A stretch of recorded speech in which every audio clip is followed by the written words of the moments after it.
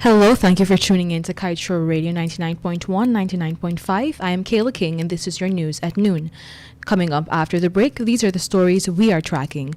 No independent studies, no master plan, no team of experts in place for $9 million gas to shore project. Gas to shore project, ExxonMobil to co-own pipeline and sell Guyana's gas. Price still under negotiation, says Vice President Jagdeo. $200,000 turnkey home at Tushin falling apart. Resident says repairs estimated to cost $2 million. CJ throws out remaining election petition case, says GCOM acted in accordance to law. Do stay tuned.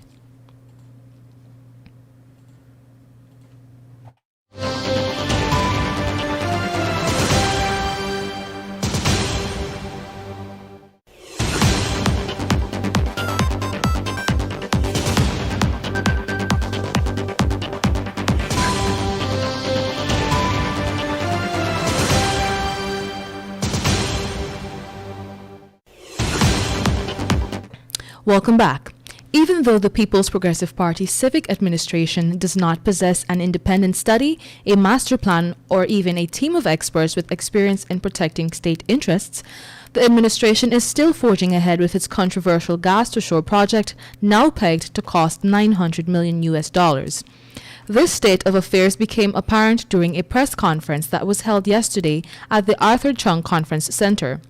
There, Vice President Dr. Barry Jagdeo, head of the Gas to Shore Task Force, Winston Brasington, and other officials sought to address concerns regarding the absence of studies for the project that will be spread across 10,000 acres of land at Wales. Jagdeo and his team were keen to note that several studies were done before on the project and its feasibility by the APNU-AFC coalition. Meanwhile, ExxonMobil Guyana, the operator of the Stabroek block, will be co-owners of the intended gas pipeline from the lease destiny, since the piece of infrastructure will be paid for out of cost oil from the oil produced offshore. This will result in a 50-50 ownership between the operator and Guyana. This was revealed by Vice President Dr. Barry Jagdeo. Winston Brasington, the lead person on the Gas to Shore working group, disclosed that contrary to the public stated figures, the price tag that the administration is using is some $900 million for the entire project. Former Energy Minister in Trinidad and Tobago, Kevin Ramnarine, had said that the conservative estimate for the pipeline alone was between $600 million and $800 million. It was disclosed that the negotiations are underway for the price to pay ExxonMobil for the gas that will be provided. In other news, a Tushin East Bank Essequibo resident is extremely disappointed over the worsening state of a turnkey home which she purchased for $203,000 through the Central Housing and Planning Authority, especially since it is estimated to cost millions to repair. Yvette Madu, the owner of the home, stated that on October 7, 2014, she moved into the house and approximately 1 month later a crack was seen over the back door. Another crack, she said, appeared at the side of the building, and there was also a crack below an inside sink. From the second month, the woman recalled that she continuously reported all shortcomings with the house. However, her grievances were unanswered, even after the 1-year period for complaints had elapsed. According to the woman, she was eventually told that she would have to repair the house herself and that the works might cost as much as $2 million, which is 10 times what she paid for the house. Meanwhile, Chief Justice Roxanne George Wiltshire had thrown out only remaining election petition case filed on behalf of the APNU-AFC party to challenge the legality of the March 2, 2020 regional and general elections. Justice George Wiltshire dismissed the case, ruling inter alia that GCOM acted in full compliance with the Constitution of Guyana and electoral laws in its conduct of elections. The case filed by petitioners Claudette Thorne and Heston Bostwick sought to challenge Section 22 of the Election Laws Amendment Act and Order No. 60 of 2020. The parties have argued that the results of the elections were to be deemed invalid due to serious non-compliance with the Constitution of Guyana and electoral laws as regards the holding of the elections. It is now 12 hours 16 coming up after the break. We have become immune to COVID-19 risks, says emergency medicine specialist. Security guard accidentally shoots self in leg, drops gun, tells boss was a robbery. Guy oil fuel scandal, dealer arrested for cybercrime, and man kills cousin's unsuitable boyfriend. Stay tuned to stay informed.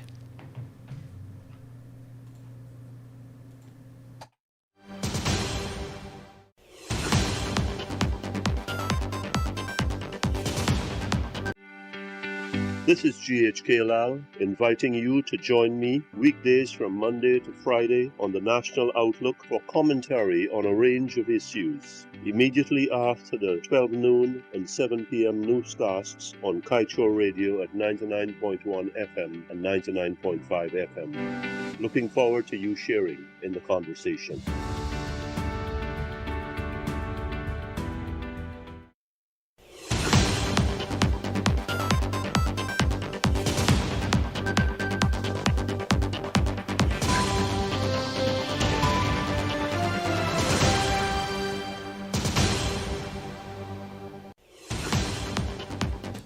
Welcome back. Now let's tell you, with more than 50 recorded COVID-19 related deaths, this month is poised to become even more worrisome, with 4 more days remaining. The death toll yesterday at the time of writing this article was 289 from a total of over 12,700 positive cases. While consistently high numbers of infections have been recorded in recent days, last Friday's 214 new cases represented the highest in a single day. But according to Dr. Zulfikar Bucks, having been exposed to the pandemic for more than a year, enough lessons should have been learned to help prevent the worrying state of hospitalization. In fact, at present, he noted, there is sufficient evidence of preventative measures that work, and we are now armed with vaccines that can slow the spread and weaken the virus. But instead of choosing to become immune to the virus, Dr. Bucks said that we have become immune to the risks it possesses and the sad tales of the suffering that it has brought on those who have been affected. Meanwhile, a security guard, Antony Garnett, 21, last evening told his supervisor that he was shot and robbed of his firearm, but CCTV footage from his workplace depicted a different story. The footage showed that he had accidentally shot himself in the leg, dropped his weapon, and ran into his workplace, Allied Health Pharmacy located at Area H, Lusignan, East Coast Demerara. A short while after, a Venezuelan national, Emil Medina Perdomo, also 21, who was passing by, picked up the firearm, pocketed it, and joined a minibus. The incident took place around 1854 hours. Garnett was taken to the Georgetown Public Hospital Corporation, and the Venezuelan national was intercepted by cops with the firearm along the Rupert Craig Highway.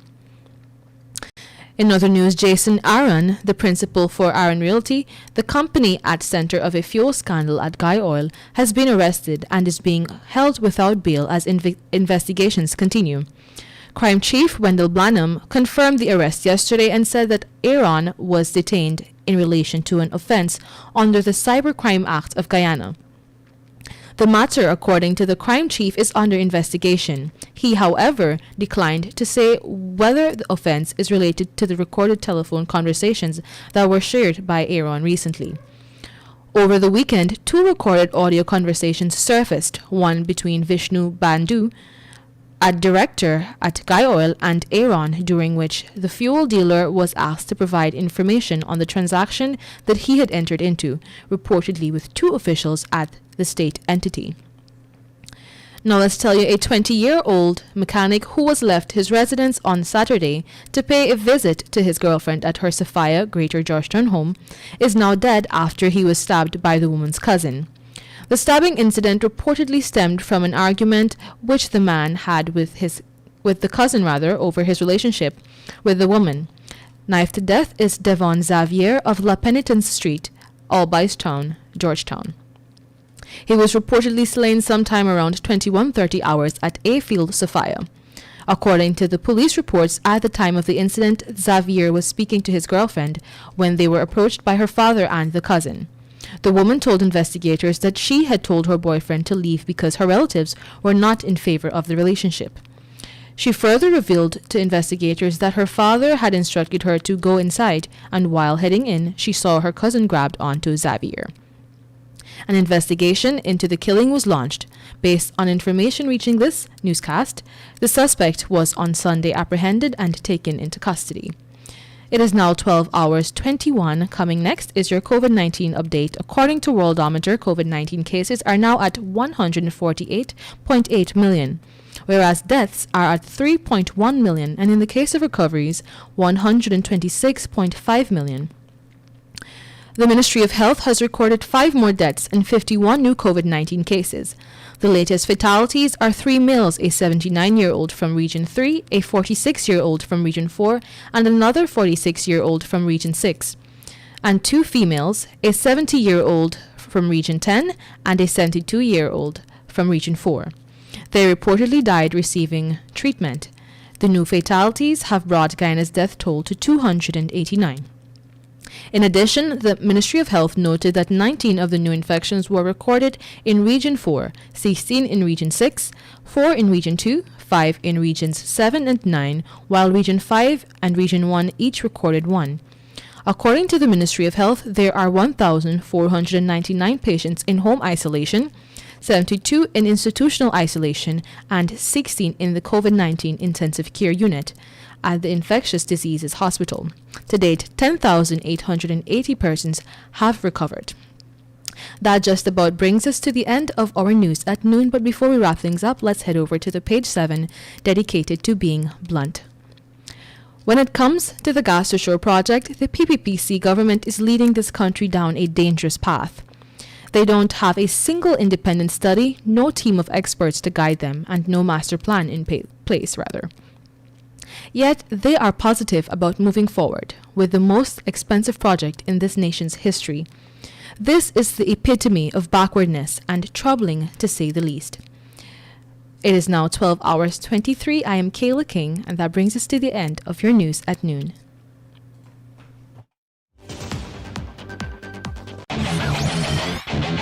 Want value for your advertising dollar? Then place your ads on Kaieteur Radio's newscasts. Streamed live on 6 different mediums, reaching hundreds of thousands. Advertise today and watch your dollar grow. Call us on 225-8465 or 226-8210 today.